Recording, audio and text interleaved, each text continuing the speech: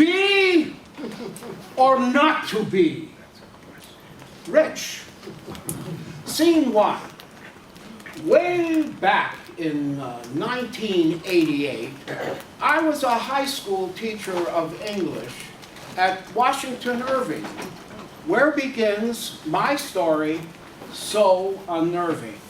Right after a Shakespeare workshop for the entire English department about Romeo and Juliet, my friend and colleague Harriet and I met.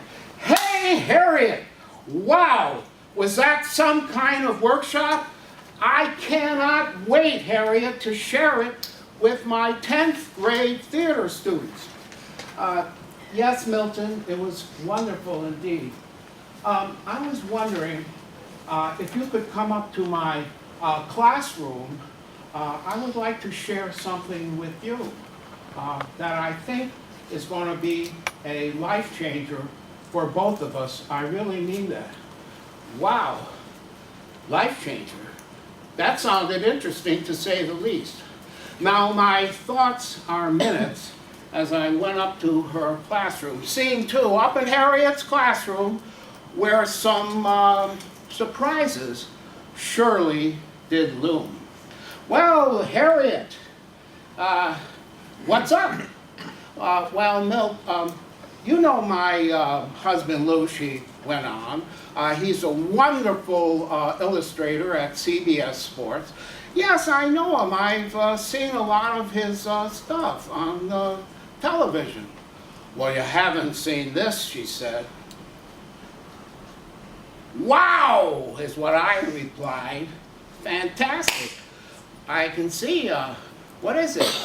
Shakespeare's. Oh yeah, Shakespeare's, wonderful. Yeah, Milt, she says, I got the idea after the workshop that we had this past week. It's terrific. And here's surprise number two. She wants me to go in with her, split everything right down the middle, and market this thing. And I'm saying, marketing? What do I know from marketing? What do I know from business? I'm not a businessman. I'm a teacher. I'm a playwright. She says, you're right. You're right, Milt. You are a playwright. You just had a play done off Broadway, and you even wrote a book about playwriting. You know how to get things done. I said, Harriet, look, I have a plate that's really all full. You know, we have the spring show, Washington Irving, coming up. And I've been ghostwriting stuff at night, you know, for children. I don't know, I can't do it. She approaches me, and very calmly, in a very measured voice, she says, Milt, you'll be doing children of all ages a big favor if you go in on this project with me, because you'll be exposing them at a very early age to the magic and beauty of Shakespeare, whet their interest, and big children like us will be rewarded too. You know, there's colleges and Shakespeare productions and Shakespeare all over the globe. And there'll be stuff in bookstores, department stores, just going on and on. And you know, I can only say at this time, I'll think about it. Scene three. Here's a Shakespeare quote from Romeo and Juliet. Go wisely and slowly, for those who rush will stumble and fall. Well, it sounded good. You know, it took me about 5 seconds to disregard the bard's advice. I was in on it, of course. And on the other hand, what the heck do I know about marketing and finding someone to sell this to? I don't. But then, wow! Here's what I thought of my friend Howard. Howard was one of my collaborators in playwriting, and he actually knew someone who worked at an entertainment law firm. So I sent the wonderful illustration to him. He sent it to a Mrs. Reynolds at this firm, and lo and behold, about 3 days later, I got a call from her. Yes, oh, hi. Hi, Mrs. Reynolds, yes. I'm Milton, yes. Oh, you got the illustration from Howard, and you liked it. Great, great, great, wonderful. And you want to meet Harriet and me at your law firm next Tuesday after 4 o'clock, after our school session. That's great. Okay, I'll call her and let her know and let Lou know too. Wonderful, yes, yes. See you then. Well, I got to tell you something. This is where the plot thickens and the stakes are raised.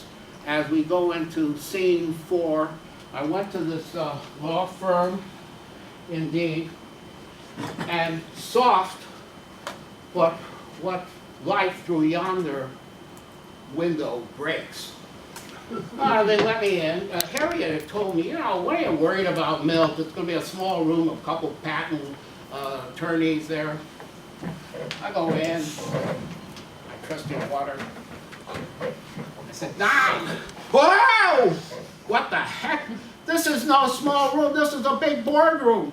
And there are about 25 to 30 people there, I'm thinking, you know, and there, this long mahogany glistening table there goes from here to there, and it's surrounded by plush, leathery chairs, and even each one of these 25 to 30 corporate people, they got a little notebook bound in leather, and I'm looking at them.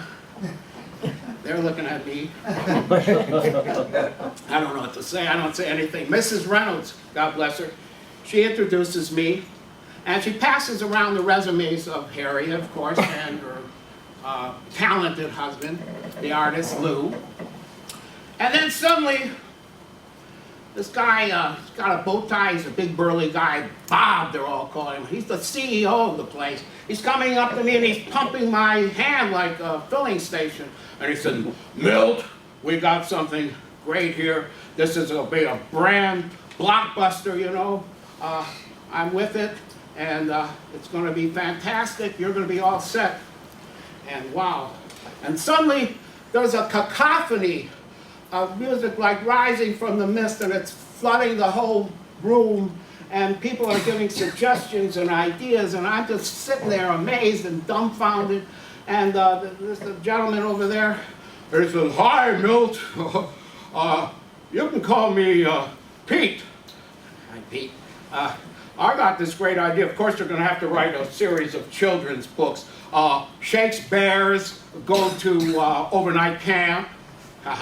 And Shakespeare's write their own play, maybe a solo show even. That's pretty good. And what about this? Shakespeare's go back to Shakespeare's time and work with the bard on a new play for their time and our time. And someone has a board game, someone a children's line of clothing. And there's a lady in the back, and she's getting my attention, and I'm waving, and she says, "There's a wonderful new company now. It's called Pixar, and they just started in 1986. I don't know if anything will happen with them, but I think you got to contact. We're going to contact them. We're going to be your agent, and we'll see if they want to do some movies of these Shakespeare's animated movies. It'll be wonderful." And wow, they're going on and on like this, and my brain's ablaze, and my head's a-scorching, thinking of my newfound fortune. And now we're going to go into scene 5, because it's in my head, this scene. And you know, what did Shakespeare say?